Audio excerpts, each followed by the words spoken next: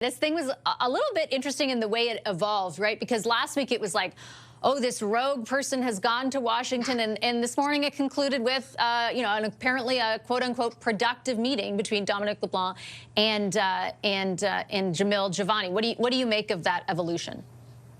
I think, look, credit to Jamil Jivani. He got some good meetings in Washington, and I think it's probably good for his future political prospects if he's a potential leader of the Conservatives down the road. If I don't see how any of this helps Pierre Poilievre, frankly, and I think part of I don't be too cynical about this, Vashi, but part of me wonders if there isn't a bit of liberal mischief in this, that they're kind of, taking meetings with Mr. Jivani and Dominic LeBlanc. So it elevates him in the eyes of the public, I suppose, which is not good for Mr. Poilievre.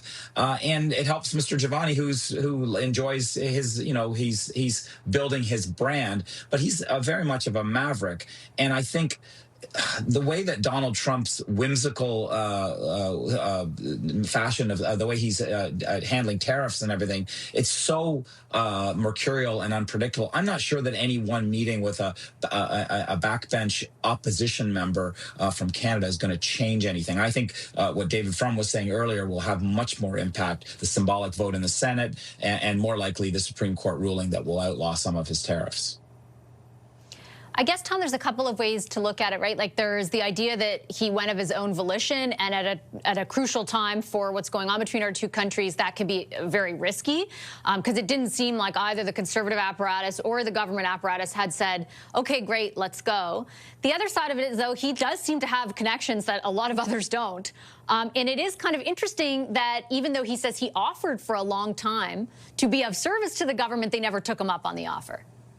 Yeah, Benzie just used the term maverick, and I recall being on his show any number of times because he was a colleague of ours at Bell Media. He was on iHeartRadio. He had a show there, and that became very complicated, and he was no longer there at a certain point. But he is that type of person. He's going to do things that he thinks that are going to help him, obviously, because he wants to build his own profile. But here, I think that it came from a sincere place. He does have that connection with JD Vance. So we've learned about it. He's talked about it. But now we find out that it's very real. So, getting a meeting with the vice president and the president of the United States, that's not shabby. And yes, sure, there might be a little bit of fun being had by the Liberals. But to the extent that Mr. Jivani said he wanted to debrief, he said, Prime Minister Carney, we knew that wasn't going to happen, but he got a chance to meet with Dominic LeBlanc, talk to him about what went on down there. Look, any Canadian with contacts right now should be using those contacts, whether it's a provincial premier or a business leader or anything else. We've got to talk to Americans. We've got to make them see that it's in everybody's interest to have, especially the new Canada-US-Mexico trade deal. I was listening to your great interview over the weekend with Kirsten Hillman, our outgoing ambassador to the United States, and she was saying, look, based on all of her contacts there in the U.S., the vast majority of people who are either elected or senior government types, they all agree that it's in the U.S.'s best interest. But Donald Trump, perhaps playing a negotiating game, but probably expressing his deepest thoughts, says he doesn't care whether or not there's another Canada-US-Mexico trade deal. I think that it is important. Anybody who wants to help is welcome, and I think that Jivani is playing a positive role here.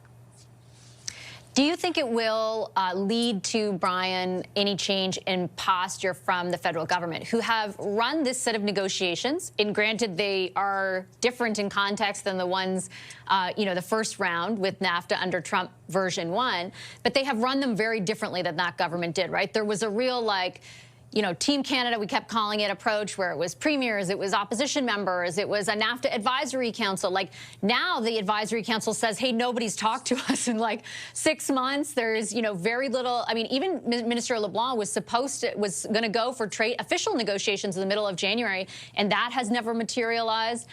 Do you think they might change their posture at all, given what's just unfolded? Well, I agree with my esteemed colleague's points. I think the idea that anybody that has those types of contacts, as Tom points out, it's certainly pretty impressive to get those meetings. And if they can do that and sort of toe the line, the lines of the government, lines of Canada, of course, it's important for that to be the case, given that it's different political parties. I have no reason to think that wasn't what transpired, but nevertheless worth mentioning. So, yeah, I think anybody and everybody should try to do that. Now, to your point, it doesn't seem to be as much of a Team Canada approach as last time. That might be true. I'm not sort of involved in those conversations this time around. Back then I was. I certainly, alongside colleague premiers, did everything that we could to be able to try to kind of full court press the U.S. and decision makers. I think there's two things that certainly my gut tells me this time around is different. Trump is different. His approach is different. Why that is, I think lots of people have thought long and hard and debated and discussed why that might be. Everybody has sort of their reasons as to why it might be the case. He maybe understood a little bit more what it meant to be president and how to sort of pull the levers. He also, in my humble opinion, didn't surround himself with people that would do anything but his will, right? There's nobody, I think, around him that's pushing back on any of his ideas and the things that and the initiatives he's putting forward. And the second thing is, I think at the end of the day, Trump's not listening to anybody. So whether it be other decision makers that have power on other institutions, he doesn't really seem to care all that much. So frankly, the Team Canada approach, although I would still encourage people to do it, as Tom mentioned, all efforts are welcome. Every little bit could make a difference, sure, and we should put all odds on our side. Probably not as much as last time going to be about the team and people trying to talk to other decision makers and other institutions in the U.S., whether it be sort of, for example, the business community. I just don't think that they have much of an impact on President Trump's thinking and his actions. You'll notice by the presence of the fifth box that Lisa is with us. Thanks, Lisa, for the patience. I appreciate it. We're just talking about Jamil Jivani's trip and the fact that he had a meeting with Minister LeBlanc, kind of an evolution from, oh, this rogue MP went to D.C. to, oh, he met with the trade minister and they had what the trade minister's office is calling a productive meeting today. What do you attribute that evolution to? Maybe everybody's understanding that to play politics on a matter like this is the wrong move for the Canadian public. And I think that's for Mr. Jivani as well as for the federal Liberal government. And maybe his backbench MPs should learn that message as well, because I saw one clip where there's a backbench MP saying that Mr. Jivani is like the friend to Hitler or something. That's dumb. Shouldn't be saying that. We should be using every opportunity we can to make the connections we have. But on the same time, it's not an opportunity for the Conservatives to start scoring points and saying, well, we can get the meetings you can't get down there in the United States. I think all this stuff has to be done with great care, a lot of thought. I'm very glad that Mr. Jivani is talking to Mr. LeBlanc. He's talking, debriefing probably with the PMO. And I think he should debrief with the OLO, quite frankly, and Pierre Poilievre as well, because he's a member of that caucus. And that is tricky to balance on all fronts. But it must be done because you have to show a united face to the United States, and as well, the Canadian public the Canadian public will not put up with playing politics on this one. Benzie, what are your thoughts on, Tom alluded to what outgoing Ambassador Hillman told us over the weekend, which is essentially like when I point blank wanted to know whether or not she felt after meeting with Trump and other people in his orbit constantly over the last year, she felt like Trump still wanted CUSMA to stick around.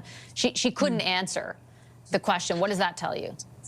I don't think Mr. Trump knows whether he wants CUSMA to be around anymore, Vashi. I think he's so vexed about Bad Bunny yesterday. He was in a panic on Twitter or Truth Social. I mean, this is not a normal presidency. Let's be charitable and say that. And on some very important fronts, it's incredibly abnormal and incredibly problematic. And I think what David Trump said earlier about the midterm elections coming, I think Mr. Trump is very worried. The cost of living is going up in the United States. I also don't believe that he will be able to do anything to thwart those free and fair elections, although when the results are in, I'm going to go out on a limb, Vashi, and say that he will question them if the Democrats take the House and then manage to get the Senate too. I'm sure he'll be whining and complaining, and maybe Bad Bunny will be a part of that too. I don't know. But the whole thing is just, we are dealing with someone very erratic, and it's great that Jamil Jivani got meetings. It's great that Mark Carney had his Oval Office meeting, and it went pretty well for Canada's sake.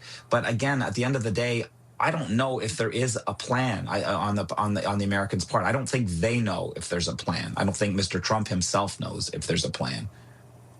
It does feel that the political context in the U.S. will matter, right? And you could argue, Tom, that it's changed even in the last month with everything that's gone on with ICE and the sort of, you know, Trump has blinked on more than one occasion. Yeah. Now you've got the Dems this week possibly putting specifically the Canadian tariffs to a vote, and the Republicans allowing for that to go ahead because their blockade of it has essentially subsided. What's your take on sort of his potential political vulnerabilities and how it might impact our case?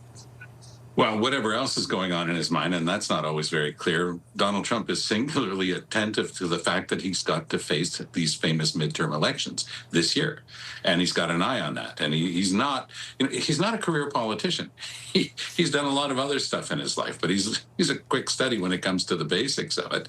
And he understands that the midterms are crucial because they played a trick on him the last time when he lost a whole bunch of seats. And he really couldn't believe it because he thought he had just been doing wonderfully. And he probably thinks the same thing this time, but he's no fool. He's being given the polling information. He knows that they stand to lose a lot of seats in both houses and perhaps the majorities. So he's going to concentrate on that. He's going to try to show his tough side. He's going to try to convince Americans that this is great, but it's starting to seep through, especially in the inflation numbers. Americans are starting to figure out that it's not Canada that's paying these tariffs. It's not Canadian companies. It's American consumers. The exact point that was made by Ronald Reagan in that now infamous clip that Doug Ford decided to play during the World Series. So that's starting to sink through. And the average American now is looking at Donald Trump saying, I thought you were on my side. And now it's costing me thousands of dollars more to buy my pickup truck, my next pickup truck. And it's because you're having this fight with Canada for no reason. So I think that is actually going to play a little bit in our favor. But I think that we all agree on one thing. Trump is Trump, and you can never predict exactly how it's going to go.